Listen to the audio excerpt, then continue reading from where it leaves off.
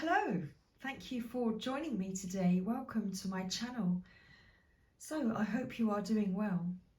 Happy Friday. I'm popping on right now to bring us a message for the Divine Masculine and Divine Feminine at this present time. So right now I have the Gods and Titans Oracle in front of me. So I'm going to pull some messages for the Divine Masculines and see what would like to come through. I've also got the Divine Feminine Oracle cards, so I thought I would pull the cards and see what would like to come through for the Divine Feminine today. And so for the connecting energies, I've got Rumi to close out our reading today. So hoping that my battery power lasts. Let's begin. So for the Divine Masculine, what would like to come through for the Divine Masculine's energy today? What is Divine Masculine's message, please? So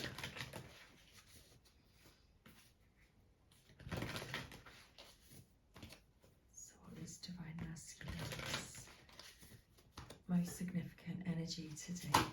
Well, straight away we have a card and we have Garuda.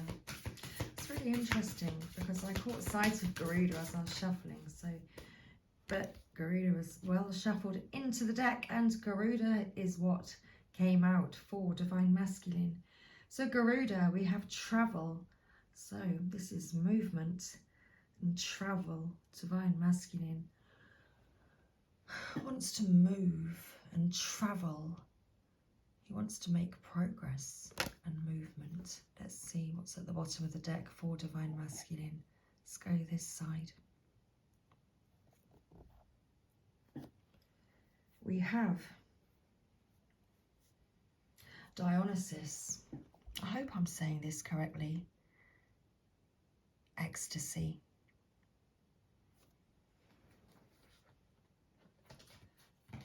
With Hermes and Set.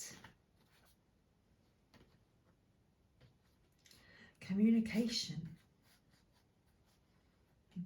Chaos, followed by Vishnu with balance. Divine Masculine. It's as though he wishes Divine Masculine's energy is travelling, moving towards this ecstasy. We have communication here. It's like correcting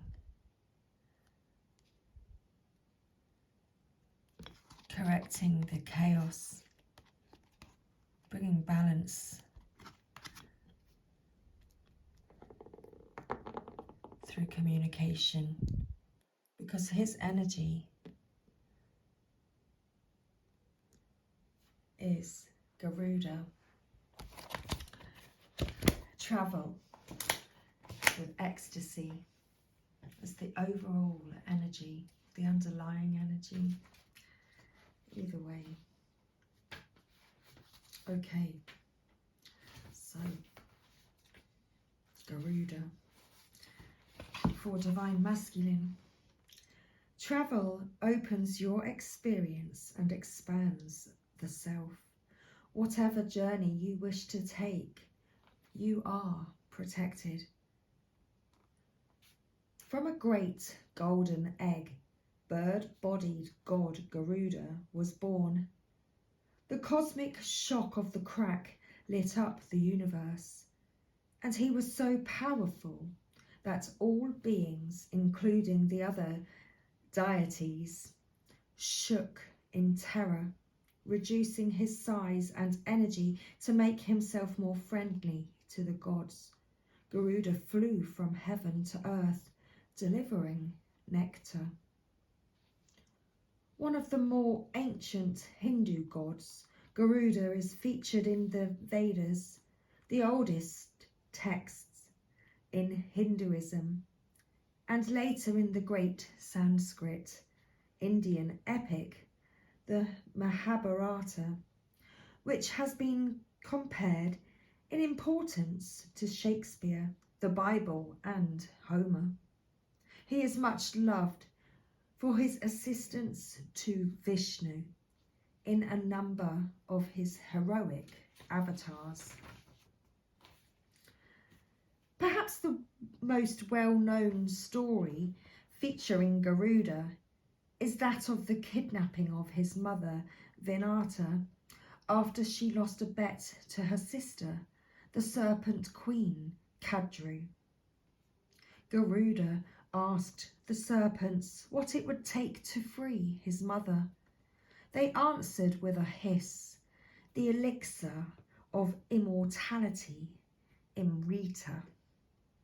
The Imrita sat in heaven with the gods, and they had it well guarded, not just by a ring of fire and a machine of whirring blades, but also by 2 poisonous snakes of great mass and evilness. Although he knew the gods were omniscient and would know of his plans, brave Garuda flew to confront them and battle for the Amrita. Garuda defeated all. He extinguished the fire by sucking up rivers and spitting them onto the blaze. Diminishing his size, he crept under the sharp blades and ripped apart the 2 serpent guards. Taking the precious liquid into his beak, he soared downward toward the mass of serpents waiting for his return. While passing a cloud, he spotted Vishnu, who did not wish to battle the good Garuda. Instead, the 2 gods reached a gentler agreement. Vishnu granted Garuda immortality, so he had no need to drink the Amrita. And Garuda promised to support Vishnu by being his flying companion and mount. Back on Earth, Garuda placed the Amrita in view of the snakes, and his mother was safely freed from her prison. The snakes quickly scrambled to drink the treasure, but Garuda suggested that it was only right to perform a prayer beforehand. As they did, the god Indra swooped down to retrieve the poison and return it to heaven. From that day forward, Garuda was Vishnu's magical mount, whose speed and agility were key to many of Vishnu's victories. The idea of a bird going through fire and not only surviving but flourishing like the phoenix is part of Garuda's energy. Garuda is still a potent symbol of flight today. It is even the name of Indonesia's national airline. Thailand also uses Garuda as its symbol, but it is the Buddhist representation, which is a winged deity that can change itself into human form. The Indian Brahmani kite, a small bird of prey, is considered the living representation of the god, although it's much smaller than most large eagle-like representations of the god. Call upon Garuda when you are about to undertake a difficult journey or for protection while travelling. If you need to make a connecting flight, are travelling on your own for the first time, or are even learning how to drive, Garuda will listen to your petition and help you. His presence in your life may indicate travel is near, or that the phoenix aspect, that you will flourish after a period of trial and possibly hardship. is active. Okay. Dionysus. Ecstasy, let go. Feel the freedom of pleasure at its most divine. Reject the mundane. We have all felt it at one time or another. That feeling of completely and utterly letting go. A feeling of total elation, sweet freedom and release. This is the free-flowing energy of the Greek god Dionysus. As one of the most misunderstood deities, many believe being a follower of Dionysus means non-stop partying, but honouring Dionysus goes far deeper than that. Dionysus is a liberator. Women and minorities of ancient time were restrained in society and not as free to grow and contribute to society as they are now. The idea of having no restrictions and total freedom appealed to them. This made Dionysus popular, and his cults became powerful. The Maenads, women who served Dionysus, held the most secretive of rituals.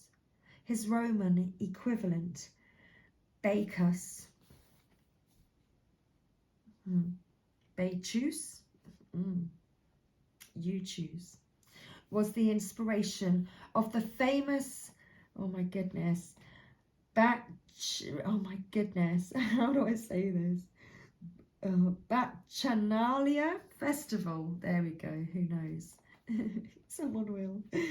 When slaves became masters, women dressed as men and men as women, and laws could be broken without punishment.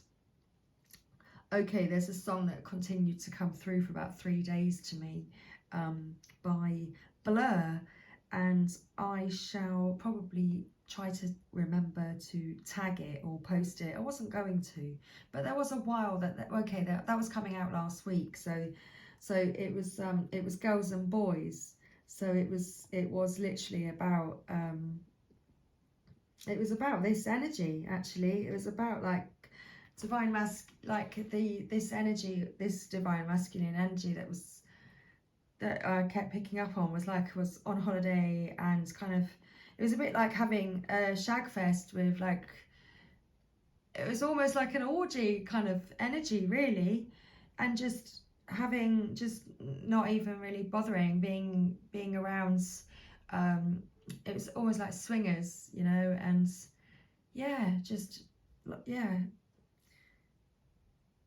so that's exactly as I'm reading, and as it says in the song.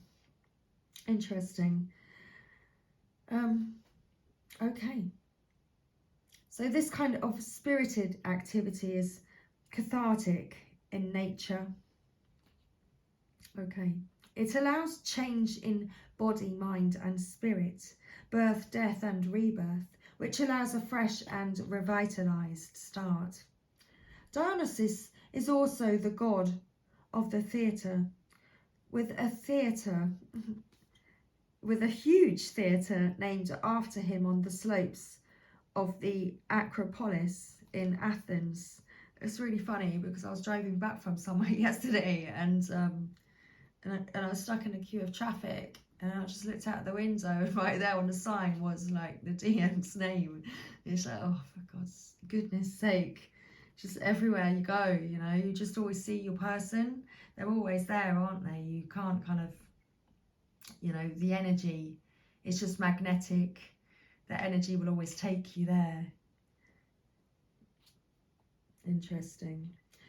Increasingly, our culture encourages either binging on or totally abstaining from pleasures.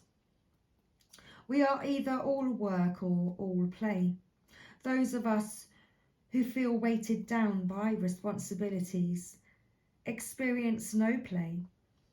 Perhaps you take your grades seriously and know your future depends on getting into college or choosing the right course of study. Perhaps you feel you have responsibility for friends or family members, and so never fully relax. Or you have a job where you work long hours with no relief. While these things are admirable, it is important to sometimes ease up on yourself and have fun. Connecting with Dionysus's gift of pure release is profoundly relieving. Okay, I mean, my readings are always kind of for over 18s anyway, so I don't really need to worry about that so much.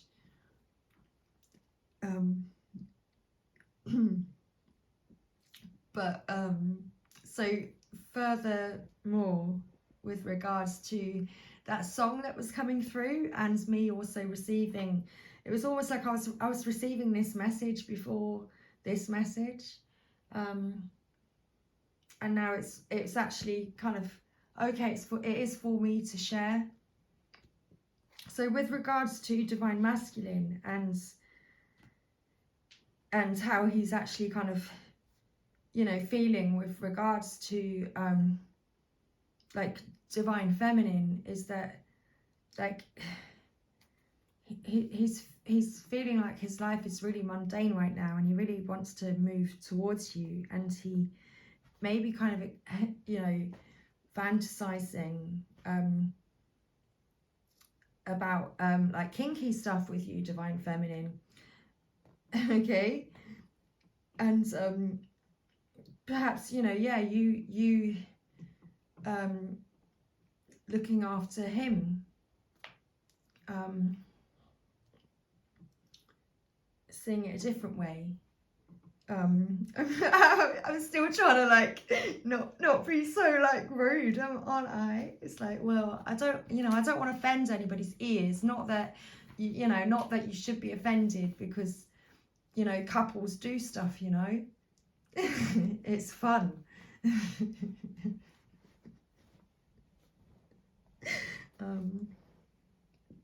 Okay, so there you go. So yeah, you know, that might resonate with you and your Divine Masculine, and there you go.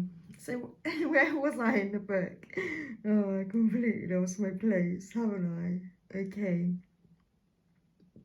Right, so let's just go back and read the beginning of this. Where am I? Okay, right. Perhaps you feel you have responsibility for friends or family members, and so never fully relax or have a job where you work long hours with no relief. Well, these things are admirable. It is important. Sorry, I've got images in my mind. Can't help it. Have you got images? Oh, don't start. It's fine. Okay, well, I keep losing the place. So we've got to remember we're on a counter right now, like literally. So, right. While these things are admirable, it's important to sometimes ease up on yourself and have fun. Connecting with Dionysus's gift is pure release. Of pure release is profoundly relieving. You can achieve this by dancing, singing, play acting, or even doing something that you used to do when you were younger and feel too mature to do it now, like swinging. Oh, sorry, but I used that word earlier, didn't I? Oh my gosh, like swinging or playing on a playground. In fact, anything that takes you away from yourself and into pure fun, just for a time, can help you unwind and be more productive. There you go. So that's Divine Masculine wants to have, he's just like, he really needs fun right now. And he's thinking about you a lot, Divine Feminine, thinking about, and I mean, okay, you know, he's looking at a lot of people and like what's, you know, that he may have taken part, you know, not every divine masculine will have, but there's a lot of fantasies going on right now. And divine masculine is, his energy is that he's moving towards having fun, and he's been fantasizing and really feeling as though he needs divine feminine to take control and you know, give it to him. So okay, that's divine masculine's message. So divine feminine, got your cards now. Let's get a message for divine feminine. What's divine feminine's energy? Thank you. Let's get a message for divine feminine. Thank you. What's divine message? What's divine feminine's card? Please. Thank you. What's divine feminine's message today? So we've got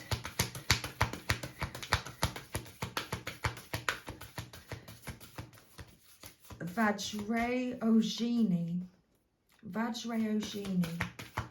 Okay. Vajrayogini. Vajrayogini. Oh, was I meant to stop shuffling? Yes, I was. Well, we've got two cards anyway. So we've got Vajrayogini and Khadija. So the essence of all Buddhas. I have the power to make each moment sacred. Everything is material for my liberation. Okay. It's like you're enjoying your femininity right now. It's like the word material, but the way that she's dancing with her fabric, it's like you're wearing a few like more sensual fabrics, and or in, you know, beautiful like evening wear. The mother of believers. I am spiritually and financially abundant. I provide heaven and earth for myself. So you are focused, and your energy, divine feminine, it's all about providing a good life for yourself. Providing a good life for yourself.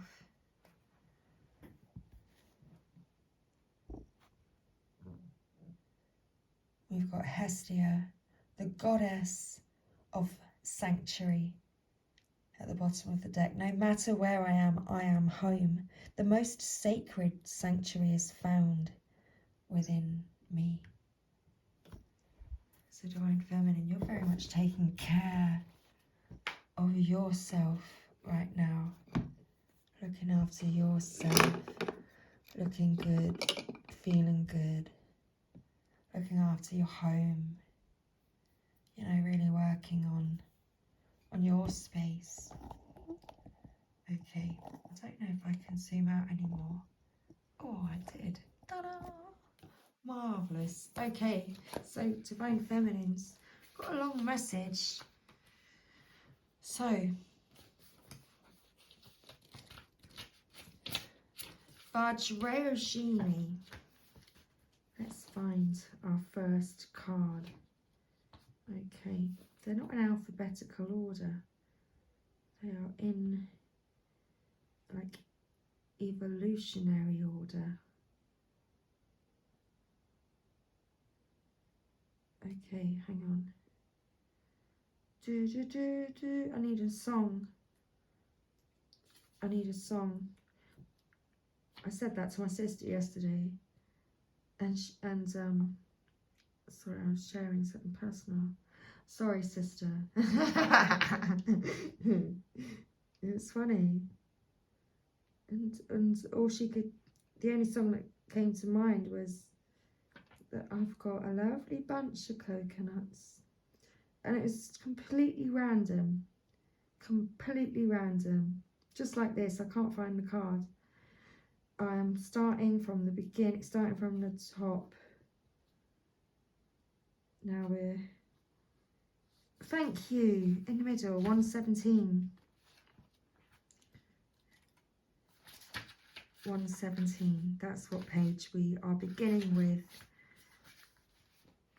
So, Vajrayogini, the essence of all Buddhas. Oh, shall I find the next card just to make it a little bit easier? Well, I mean, we've already paused. I mean, it probably wouldn't make any difference, but thank you. I think it was easier the second time round. Oh, easier the second time round, was it? So it's not the first time it's happened. Okay, it's not the first time. It's the second time it's happened. And so you're taking care of yourself now, because it just, you know, it got, you know, it was hard the first time. It was hard.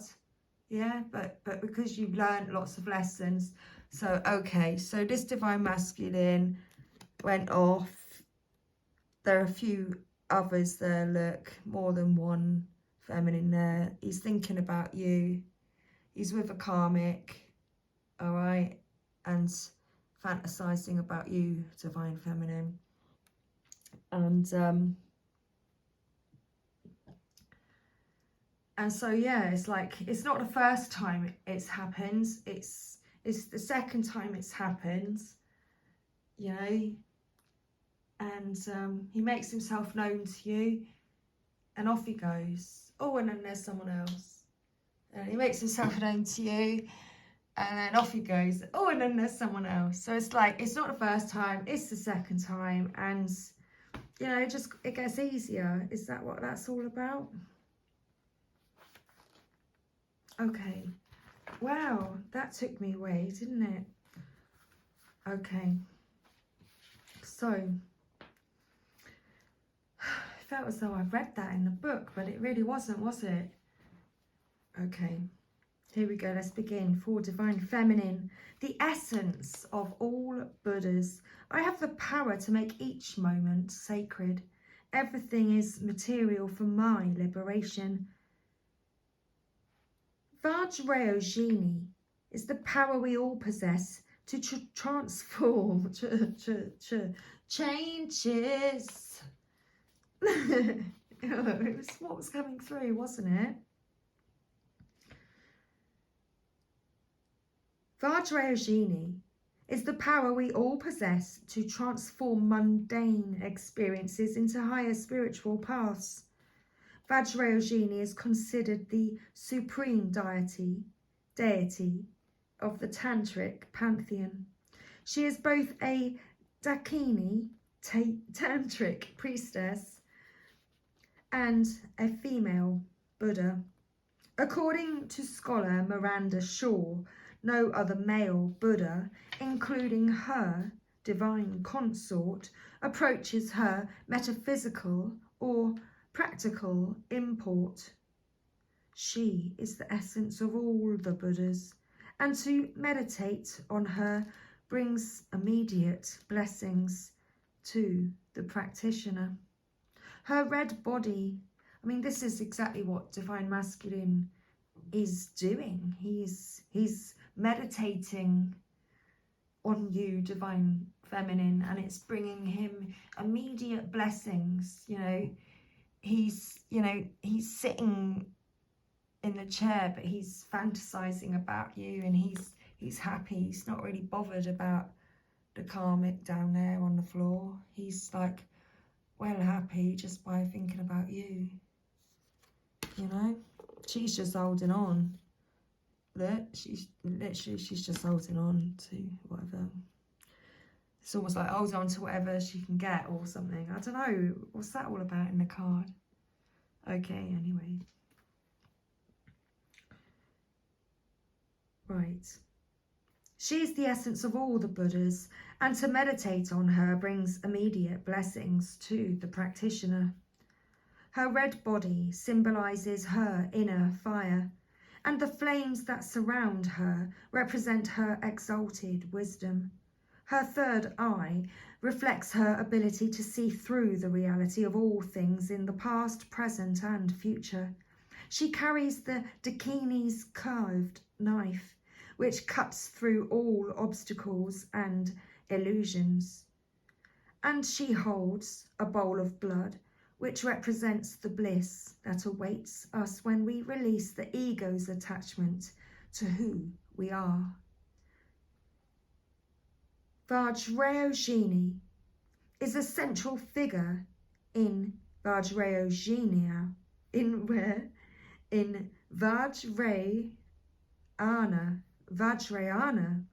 Buddhism, and in Tantric initiations. She's considered a meditation deity and comes to a practitioner during a visualization of her form. She helps liberate us from ordinary conceptions and ordinary appearances so that we can see through to the truth of what exists all around us. She is easier to reach during dark times in our lives, even if we feel far from spiritual. She still wants to liberate us. When your soul selects her card, okay, it's a juice. I need a bit of juice. There's some sunshine. It looked like the sun, didn't it? Excuse me, let's pause for some sunshine. Okay, little sunshine break. Sounds nice. Let's do that. Okay, when your soul selects her card, no matter what has happened recently or in the past, Vajrayogini reminds us that we possess the fierce wisdom that transmutes any pain or suffering into deep lessons that free us and bring us more joy.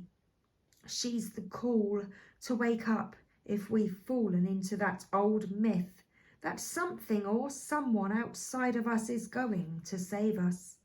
She's here to make it loud and clear that what is within us will save us. We can take this moment right here, right now, to turn everything sacred.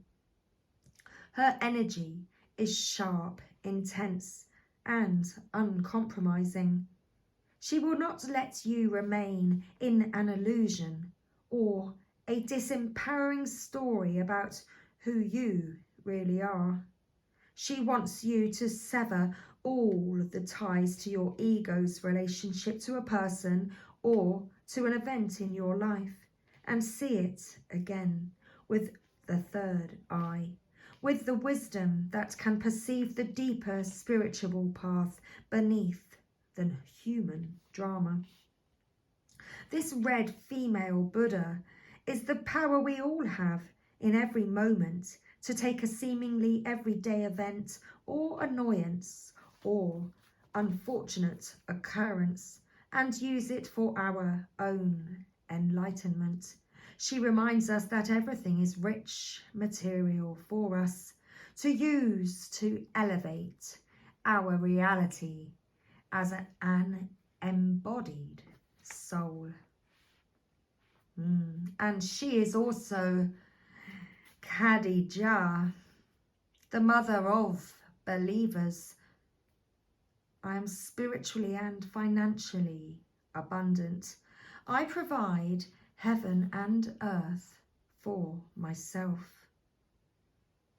Khadija is the power we all possess to be aware of the spiritual realm and fully immersed in the material world. Khadija bint Khuwaylid was a widow in Saudi Arabia in the 6th century. she became a wealthy merchant who was deeply respected and known as Al-Tahira, the Pure One, or Al-Kubra, the Great.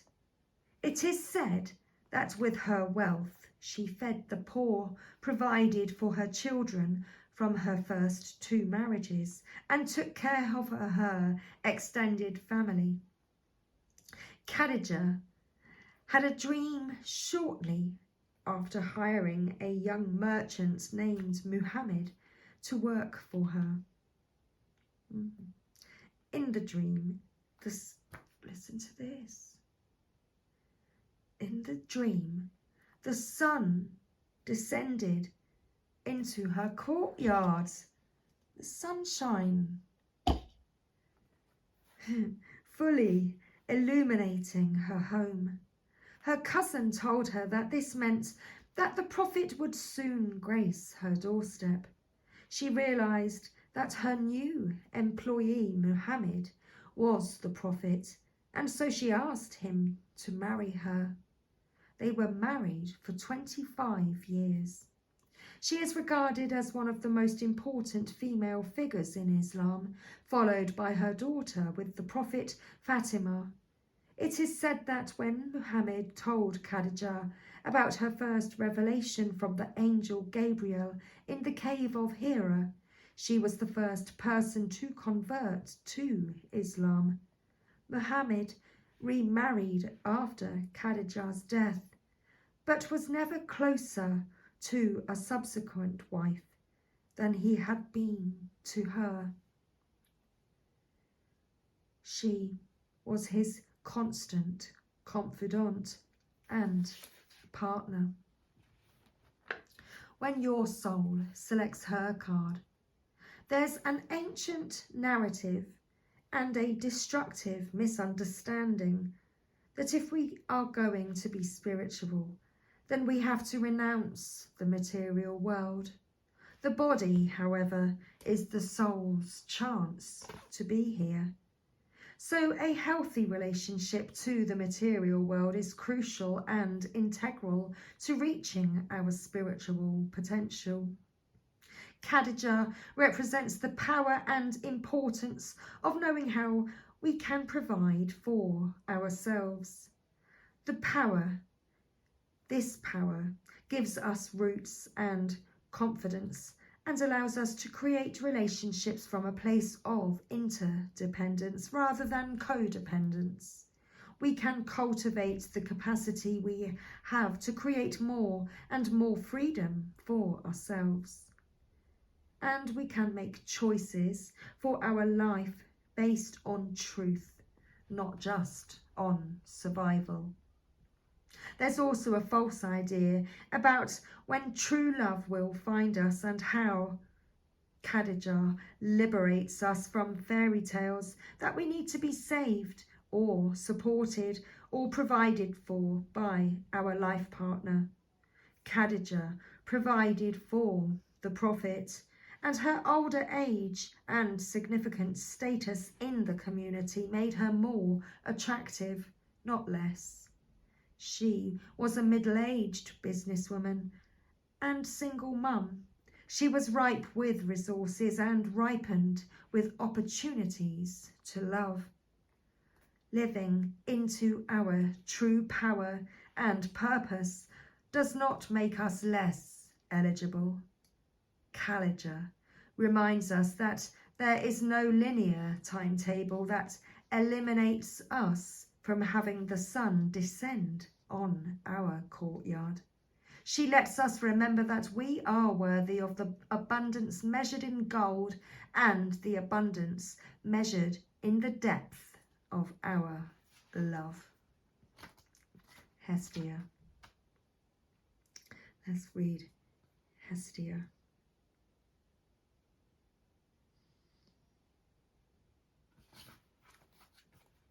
Okay.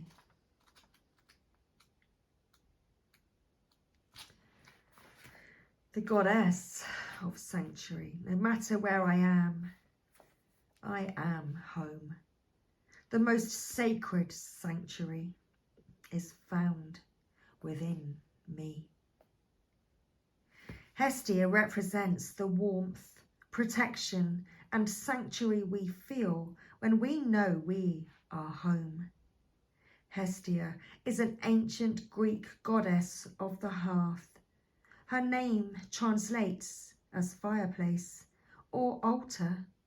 She is the firstborn daughter of Cronus and Rhea.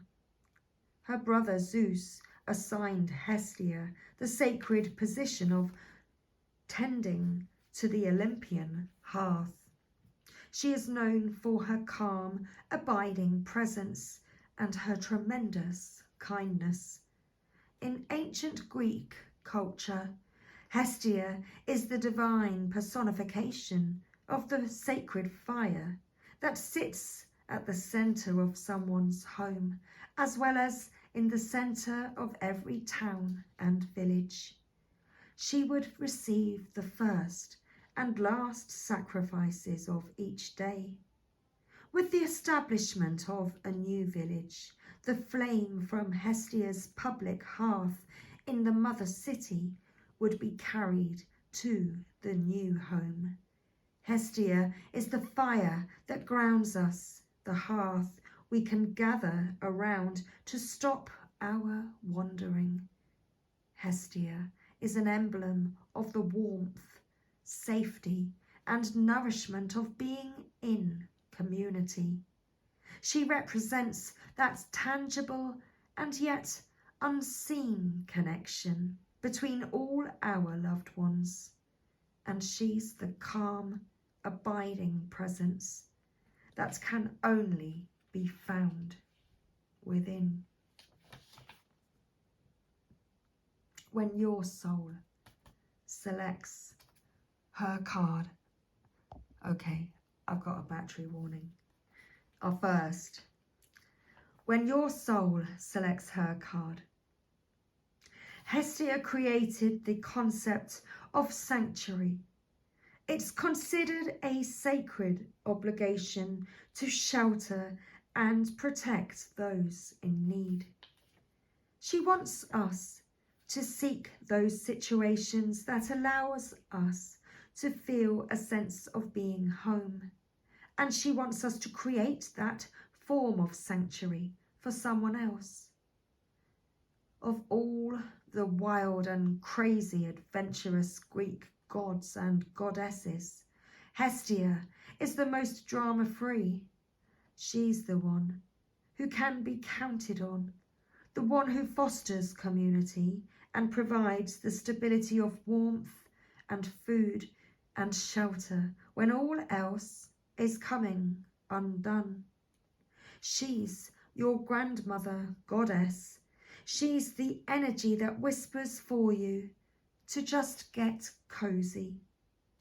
Hestia wants you to be 1,000 leagues easier on yourself. Put a blanket over your body. Curl up with a hot tea. Sit before the fire of all that you've accomplished and give your mind a break from all that you ask of yourself. Hestia wants you to let kindness pervade your thoughts. She wants you to light a small fire in the center of yourself and feel safe in calling your body home. She wants you to be able to seek sanctuary within. She wants you to come home to yourself and to give yourself the love that you effortlessly offer others. Hestia is the call to become the calm harbour for your beautiful soul to thrive. And that was our message for Divine Masculine and Divine Feminine. So I'm going to charge my phone for 5 or 10 minutes and be back with our Rumi message. So thank you everybody for being here. Much love, and I'll see you again soon.